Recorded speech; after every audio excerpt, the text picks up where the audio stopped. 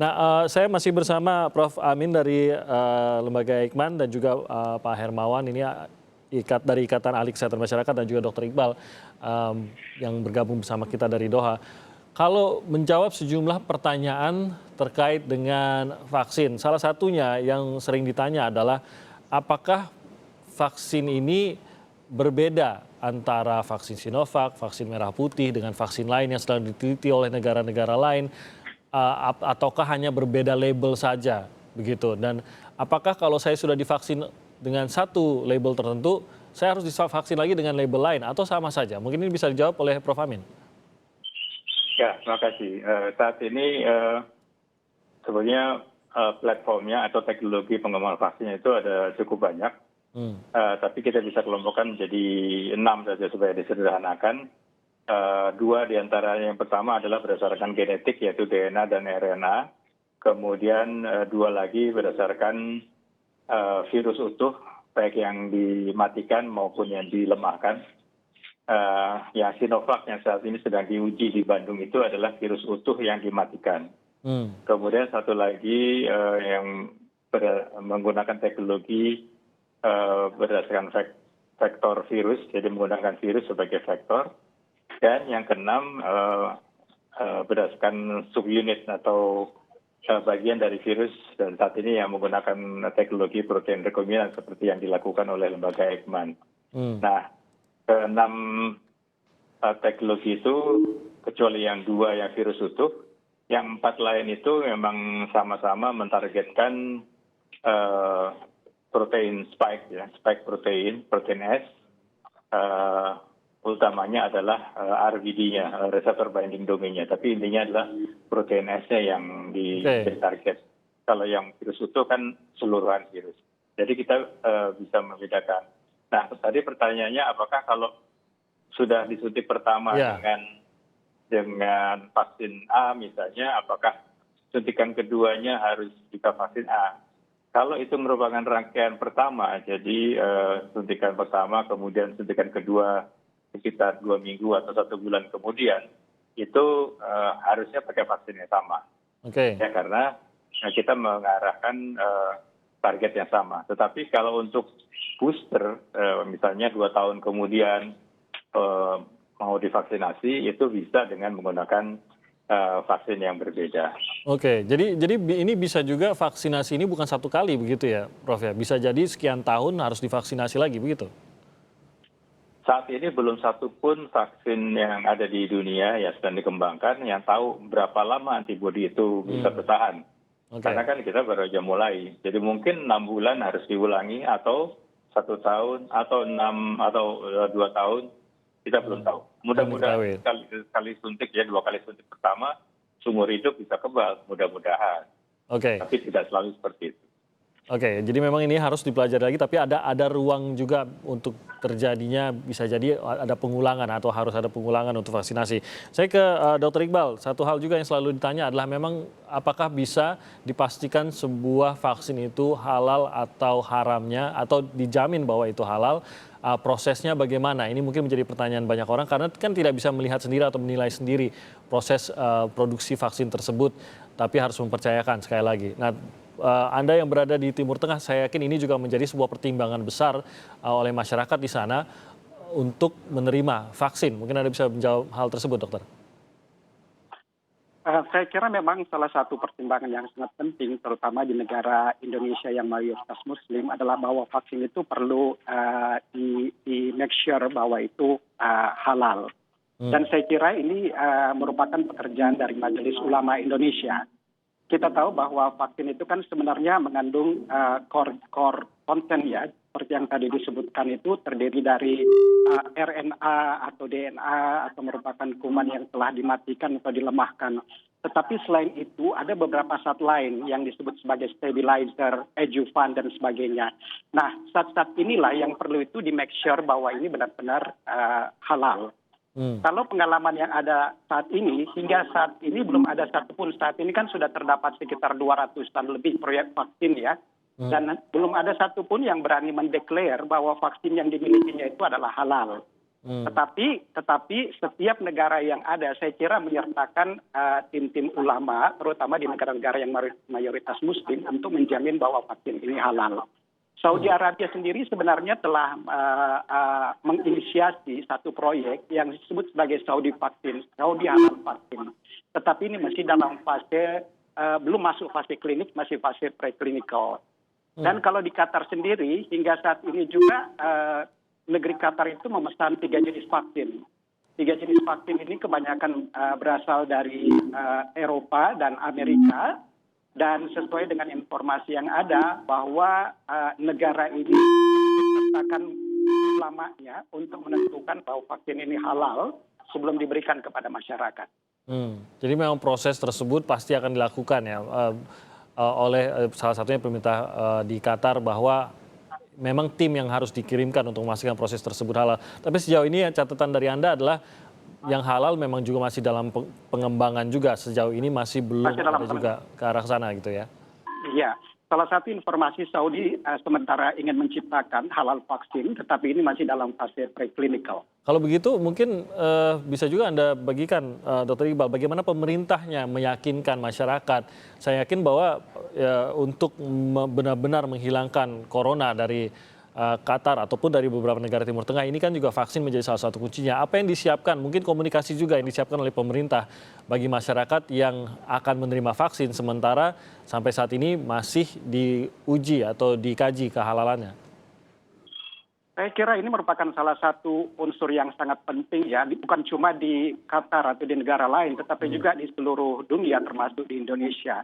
Dan saya kira salah satu isu yang sangat krusial saat ini itu adalah berkaitan dengan emergency use authorization. Ini termasuk di Indonesia. Saya melihat salah satu alasan penolakan di Indonesia itu adalah karena pada satu sisi pemerintah itu menyatakan bahwa mereka akan segera melaunch atau melaksanakan kegiatan vaksinasi dalam waktu dekat.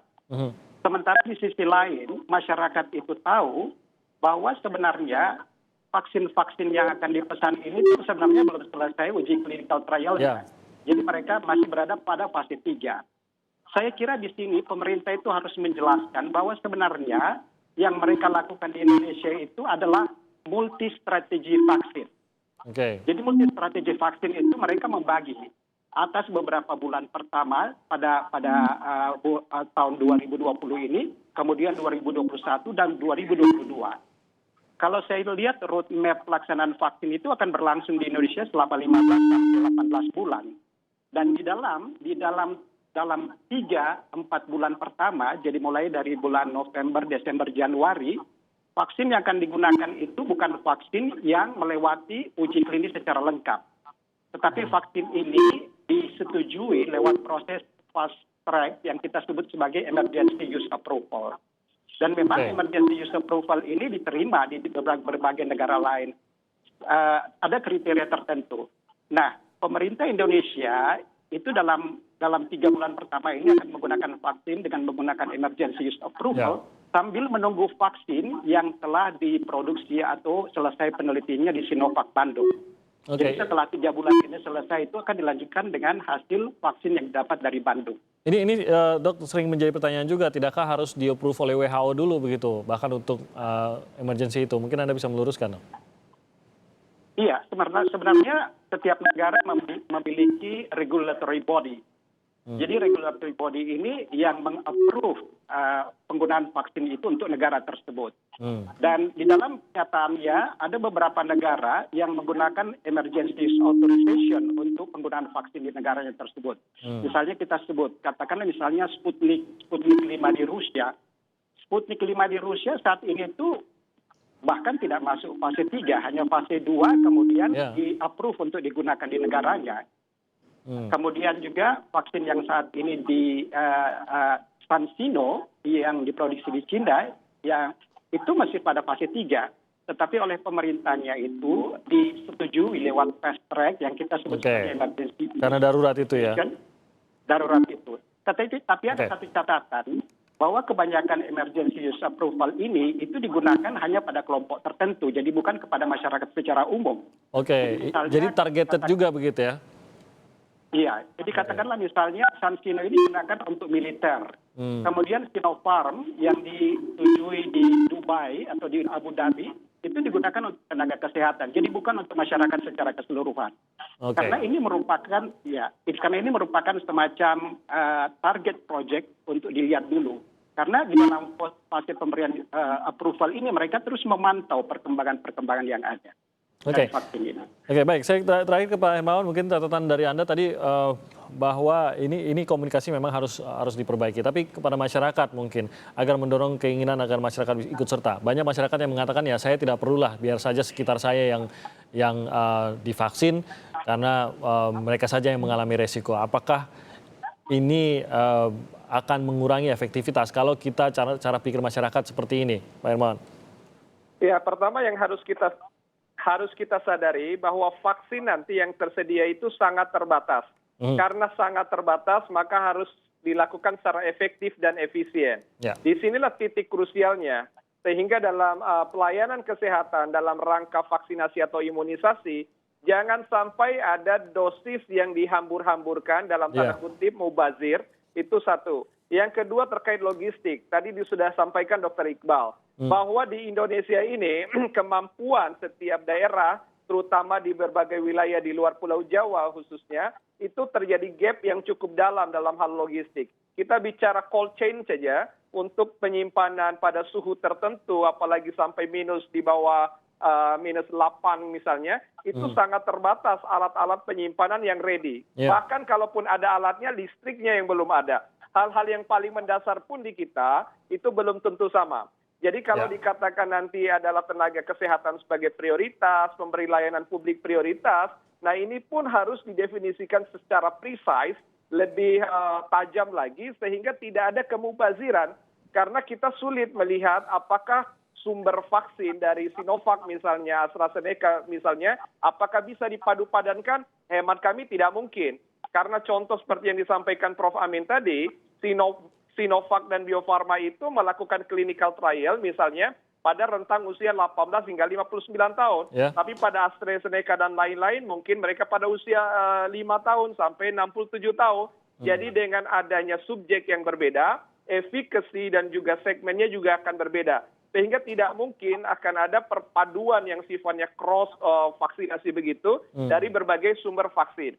Maka penggunaan ketika ada produk misalnya disuplai oleh Sinovac itu harus dilakukan secara efektif dan efisien, tidak ada kemubaziran, sehingga mulai dari protokol komunikasi sampai kepada sumber daya pemberi layanan itu harus qualified. Dan mulai dari sekarang betul-betul harus dikuatkan bagaimana pelatihannya, penyimpanannya, pendistribusiannya, termasuk keamanan dan juga komunikasi kepada masyarakat. Memang cukup komprehensif, tetapi apa boleh buat? Proses ini harus dilakukan, ada percepatan tetapi tidak mengabaikan secara ilmiah prosesnya. Ini walaupun ada yang disebut dengan emergency use approval, tetapi regulatory review and approval itu tetap harus menjadi sesuatu yang dipertimbangkan efek dan dampaknya ke depan. Mas Timothy. Secepatnya tapi tidak terburu-buru, mungkin begitu ya yang ingin kita lihat juga. Saya mau berterima kasih kepada seluruh narasumber saya, Prof. Amin dari Lembaga Molekuler Eijkman. Terima kasih sudah bergabung bersama kami pagi hari ini. Dr. Iqbal Mokhtar dari Doha tadi bergabung bersama kami. Terima kasih Dr. Iqbal, dan juga Pak Hermawan Saputra. Terima kasih juga dari Ikatan Ahli Kesehatan Masyarakat Indonesia bergabung bersama kami.